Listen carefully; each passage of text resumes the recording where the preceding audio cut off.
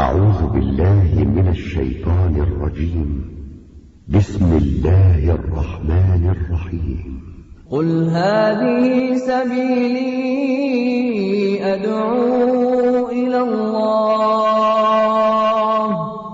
على بصيرة أنا ومن اتبعني وسبحان الله وما أنا من المشركين.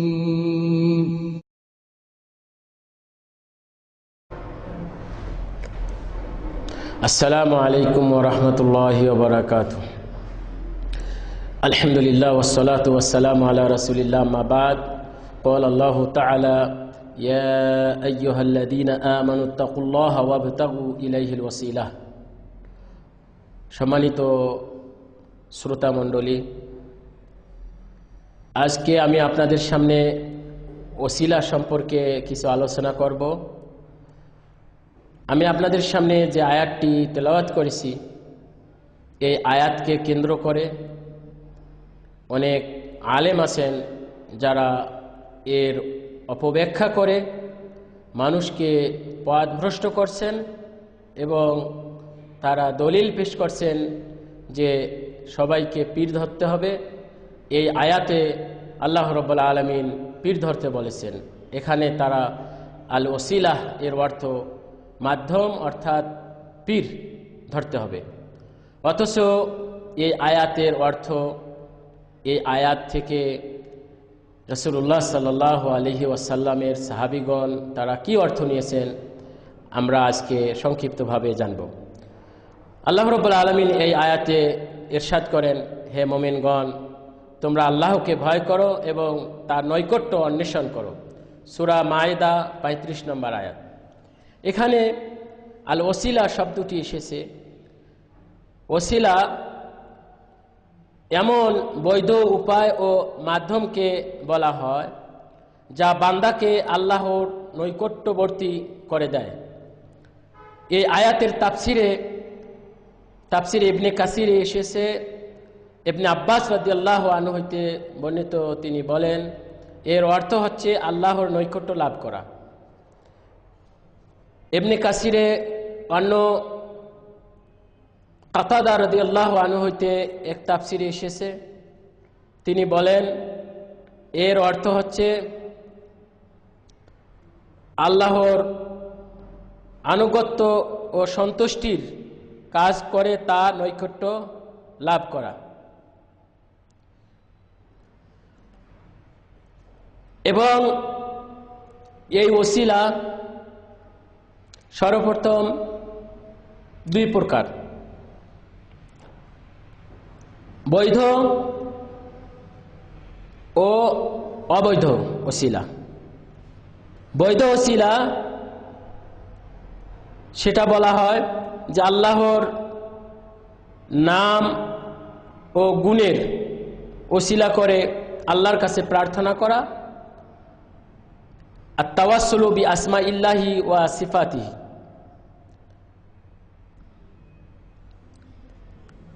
আল্লাহর নাম এবং গুণের ওসিলা করে তার কাছে প্রার্থনা করা, এটা হচ্ছে বৈধ। যেমন আল্লাহ রাব্বুল আলামিন ইরশাদ করেছেন, ওয়ালিল্লাহিল আসমাউল হুসনা ফাদউহু বিহা। আল্লাহর জন্য সুন্দর সুন্দর নাম সমূহ রয়েছে, তোমরা সেইগুলো ধরে ডাকো। রাসূলুল্লাহ সাল্লাল্লাহু আলাইহি ওয়াসাল্লাম ইরশাদ করেছেন, আল্লাহুম্মা ইন্নী আসআলুকা বিআসমাইক আল হুসনা। হে আল্লাহ, আমি আপনার কাছে প্রার্থনা করছি, আপনার কাছে চাচ্ছি আপনার সুন্দর সুন্দর নাম ধরে। এই হাদিস থেকে আমরা স্পষ্ট বুঝি যে আল্লাহ রাব্বুল আলামিনের কাছে তার সুন্দর নাম এবং তার গুণের ওসিলা করে আমরা প্রার্থনা করতে পারি। এটা একটা ওসিলা, বৈধ ওসিলা। তদ্রূপভাবে বৈধ ওসিলা হচ্ছে আপনার আমলে সালেহ, নেক আমলের ওসিলা করে আল্লাহর কাছে প্রার্থনা করা। যেমন বুখারী মুসলিম শরীফের হাদিসে এসেছে যে একদা 3 ব্যক্তি গুহার মধ্যে আটকা পড়েছিলেন।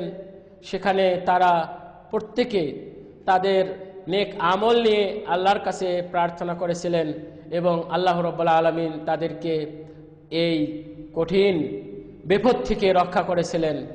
একজন তার পিতামাতার খেদমত, পিতামাতার সঙ্গে সদ্ব্যবহারের কথা উল্লেখ করে আল্লাহর কাছে প্রার্থনা করেছিলেন, আর একজন তার আমেল বা তার লেবার, তার হক পুরাপুরিভাবে আদা করেছিলেন এবং তার কাছে কিছু পাওনা রেখে সে চলে যায়। সেই টাকা দিয়ে সে নতুন করে ব্যবসা করে সেই ছাগল কিনে, এমনি করে একটার পর একটা বৃদ্ধি করতে করতে একটি ছাগলের পাল তৈরি করেছিল। তারপর যখন সেই ব্যক্তি সে উপস্থিত হয় তখন পুরা ছাগলের পাল তাকে দিয়েছিল। আর এই আমলের কথা উল্লেখ করে আল্লাহর কাছে প্রার্থনা করেছিলেন। আল্লাহ রাব্বুল আলামিন তার প্রার্থনা কবুল করেছিলেন এবং বিপদ থেকে তাকে উদ্ধার করেছিলেন। আরেক ব্যক্তি সেই ব্যভিচার থেকে বেঁচেছিলেন, আল্লাহর কাছে প্রার্থনা করেছিলেন, হে আল্লাহ, আমি এই ব্যভিচার থেকে বেঁচেছিলাম, আমাকে আপনি উদ্ধার করো। তদ্রূপভাবে আপনার বৈধ ওসিলা হচ্ছে দুআউ রাজুলিন সালিহিন হাইয়িন হাদিরিন।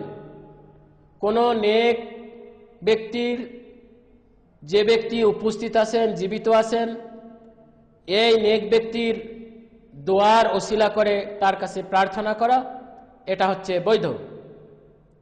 যেমন রাসূলুল্লাহ সাল্লাল্লাহু আলাইহি ওয়াসাল্লামের যুগে যখন বৃষ্টি বন্ধ হয়েছিল তখন একজন সাহাবী রাসূল সাল্লাল্লাহু আলাইহি ওয়াসাল্লামকে তাকে খুতবা দেওয়া অবস্থায় প্রার্থনা করলেন, ইয়া রাসূলুল্লাহ, আপনি আমাদের জন্য দোয়া করুন, আল্লাহ রাব্বুল আলামিন যেন আমাদেরকে বৃষ্টি দেন।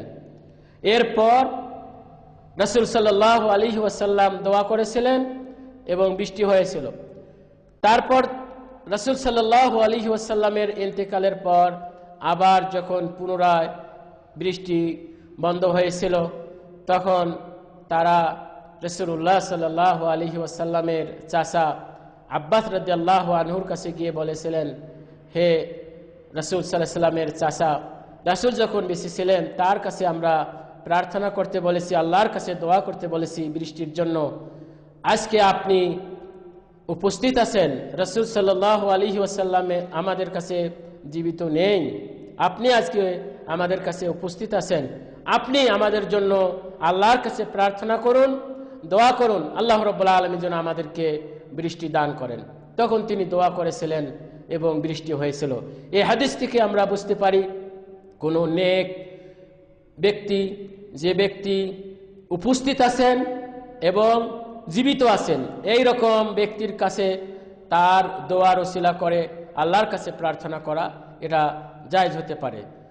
তদ্রূপভাবে আরেকটি ওসিলা যেটা নিষেধ, অবৈধ বা হারাম, সেটা হচ্ছে নবী বা ওলির সম্মানের ওসিলা করা, তাদের নাম নিয়ে আল্লাহর কাছে ওসিলা করা, এটা হচ্ছে হারাম, অবৈধ।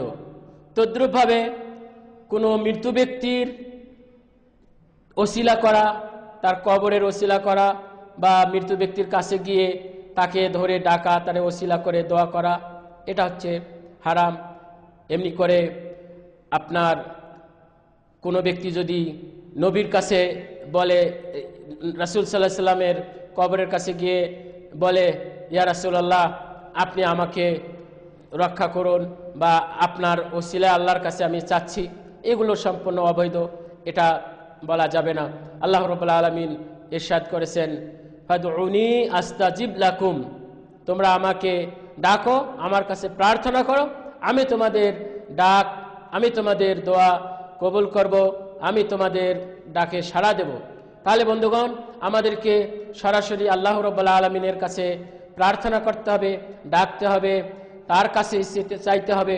অন্য কোনো মাধ্যম ধরে কাকো ওসিলা করে আমরা যে তাকে ডাকবো, এটা অবৈধ, এটা চলে না। আর যেগুলি ওসিলা বৈধ সেগুলি আপনাদের কাছে আমি উল্লেখ করেছি। এই আয়াত থেকে আমরা স্পষ্ট বুঝতে পারি এখানে এই আয়াতে কোনো পীর ধরা বা কোনো ওলি ধরা, ওলি বা পীর তাদের ওসিলা করে তাদের নাম নিয়ে ডাকা বা আল্লাহর কাছে তাদেরকে উল্লেখ করে প্রার্থনা করা, এটা হারাম, নিষেধ। আল্লাহ রাব্বুল আলামিন আমাদেরকে তাওহীদের উপর থাকার তৌফিক দান করুন। আকুলু কাওলি হাদা আস্তাগফিরুল্লাহ লি ওয়া লাকুম ওয়া লিসাইরিল মুসলিমিন। আসসালামু আলাইকুম ওয়া রাহমাতুল্লাহি ওয়া বারাকাতুহু।